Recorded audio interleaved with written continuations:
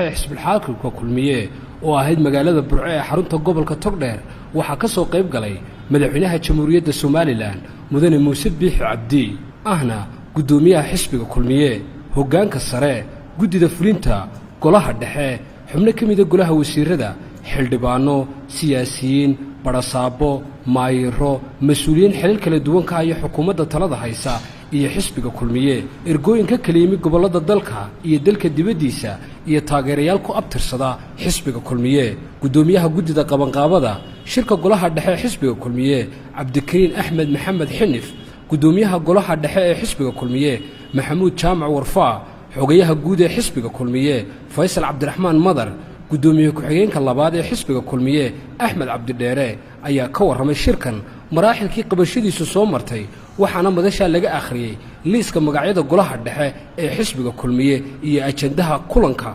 furitaanka haddaan guddida qabanqaabada xubnaha golaha dhexe oo 400 ku dhowdhow dejintoodii iyo soo dhaweyntoodii halkan waxa fadhiya xubno golo dhexe iyo marti sharaf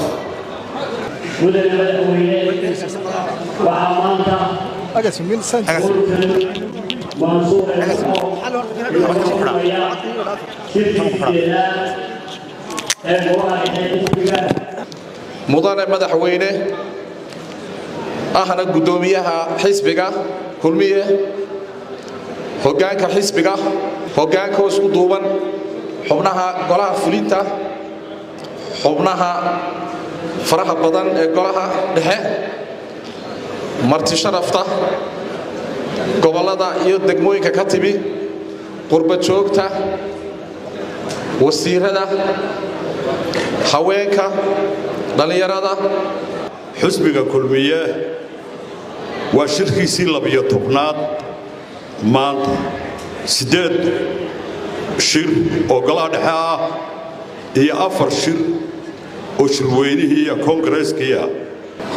shirkii ugu khilaafka yaraa ayaynu maanta taagannahay aad waxaan ugu faraxsanahay inuu xisbiga kulmiye sidii uu isu haysto golihiisii dhexe ee lagu bilaabay wixii dhintay mooyaane intii kale wax yar baan odhan karaa inay ka baxeen madaxweynaha Jamhuuriyadda Soomaaliland Mudane Muuse Biixi Cabdi ahna gudoomiyaha xisbiga kulmiye ayaa ka warramay aasaaska xisbiga kulmiye iyo guulihii uu muddadii uu jiray uu ku tallaabsaday waxa Ilaahay mahadiya oo aad iyo aad ugu faraxsanahay maanta inuu magaalada Burco oo ah magaalo taariikhi ah uu nagu qabsoomayo shirkii 8aad ee golaha dhexe ee xisbiga kulmiye xisbiga kulmiye oo la asaasay waxa budliyo oo ahaa oo asaasay waqtiga odayaal u badan aqoonyahan waaya araga aan oran karo waxay ahaayeen qayb weyn oo ka mida labayntii Soomaaliland intoodii dhimatay Allah u naxariisto oo fara badan waana u faataxaynaa faatax intooda xanuunsanaysa asaasii madaxweynihii hore ee Soomaaliland oo xisbigan xaalada adag ku soo hagaamiyay iyo halgankii Soomaaliland Axmed Maxamed Maxamuud Siraayo isagana way u ducaynaynaa in Ilaahay caafimaad siiyo cumrigiisa dheereeyo ifsan iyo aakhirasana way u ducaynaynaa waxaanu taariikhda ku gelayaa xisbigii oo asaasay taariikhda Soomaaliya oo dhan inta Soomaaliya ku hadashay xisbi asaasta gaar ahaan Soomaaliland inuu ka tegay xisbigiisii oo 2 doorasho ku guuleystay tii saddexaad diyaar ku ah haddaynu nahay dadkii xisbiga asaasay haddaynu nahay dadkii raacay waddadii iyo axdii loo dhigay aragtideenu waxa weeye balanteenu inuu kulmiya noqdo xisbiyada adduunka ugu cimri dheer sida ANC oo Nelson Mandela iyo Obama ay asaaseen iyo xisbiga dimuqraadiga Mareykanka oo boqortooyada ku tirsanaya inuu noqdo xisbiga kulmiya ayaa inoo ballan oo aynu sii wadayna oo jiilba jiil u dhibaya haddii alla madaxweynaha jamhuuriyadda Soomaaliland mudane Muuse Biix Cabdi ayaa iftiimiyay asbaabaha uu aasaasan yahay xisbiga talada Soomaaliland haye ee kulmiye iyo waxyaabihii shacabka Soomaaliland u ballan qaaday xisbiga kulmiye inuu yahay xisbi dimuqraadi ah oo u hawlgalaya xaqiijinta iyo taabagelinta madax bannaanida jamhuuriyadda Soomaaliland isagoo u halgamaya in Soomaaliland ka mid noqoto golayaasha qaramada midoobay oo eeyada iyo golayaasha caalamiga oo dhan oo soo ceshada xuquuqdiisa madax bannaanida ee uu helay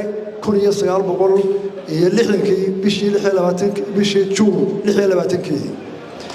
xisbiga kulmiye mabda'iisa labaad waxa weeye tiirarkiisa ugu waaweyn waa xisbi waxa uu u taagan yahay bulsho dimuqraadi ah oo saldhig u yihiin mabaadi'da tala wadaagga kuna qotoma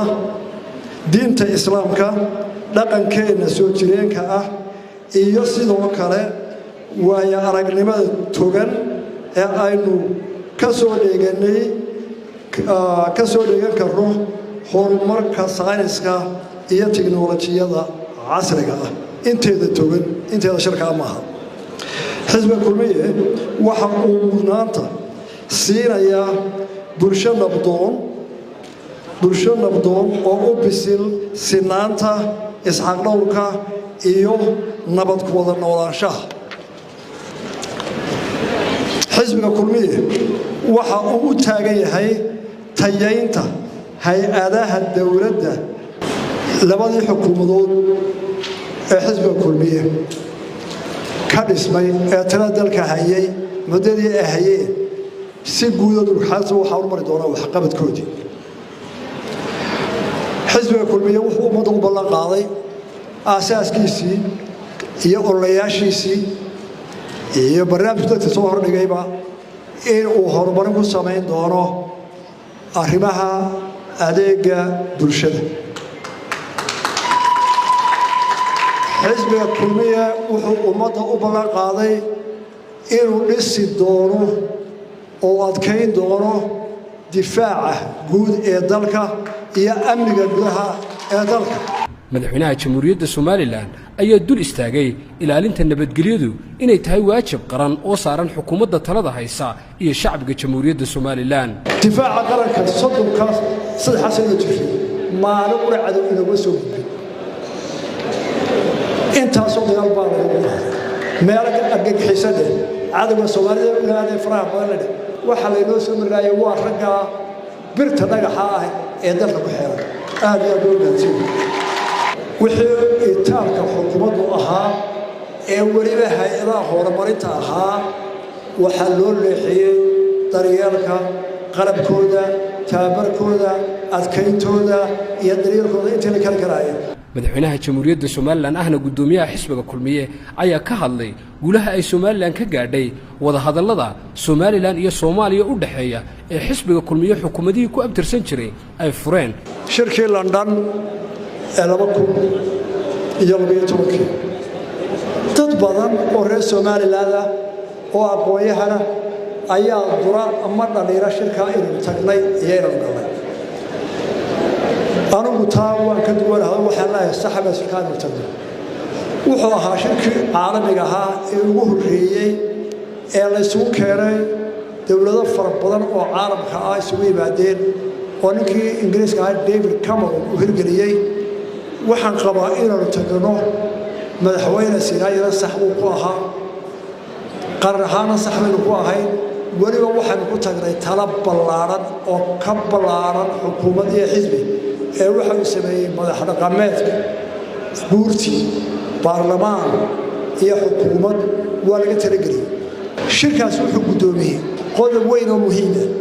oo ahaa malaha dhowratan dawlad bay ahaayeen waxa la gudoomiyay waa inay ka wada tashadaan labada qaybood oo siman Somaliland iyo Soomaaliya aniga oo taa ka duulaya mar labaad fursad waxaan u helay shirkii Djibouti oo ay joogeen Mareykanka iyo EU-da iyo Ethiopia iyo Djibouti oo fagaariyo kala mar labaad aan helay dood adag baa ka dhacday idinka ku xirantay inaad qirtaan waa laba dawladood oo isku baan ahayn naga duntay walaalaya waanu ixtiraafsanahay waa dawladii lixdankii intaasay Somaliland 30 sano idinka martay waxa si horumarsan cadaawadii naga dhaxaysay imikana waxa bay ku dareen inay Puntland ku dusha Somaliland oo qayb ka mid ah Soomaaliya marka Somaliland ciidan ahaan qarannimada way ku daafacaysaa siyaasad ahaan waa ku dagaalamaysaa goobta ay tahay inay ahaato xisbiga kulmiyana waaya aragnimadeeda iyo halganimadeeda iyo siyaasadeeda qeexanana laabka lahayn ayuu arintaa ka taagan yahay oo aanay cidlo u horreeyay ka jooga ka soo socda iyo kii tagay Puntland harcad la saano ka soo weerar tagtay oo dhibaatada inta leeg iyo dagaalka socda iyo wixii halka dambi ka dhacay ay dusha ka saaran tahay dowladda Puntland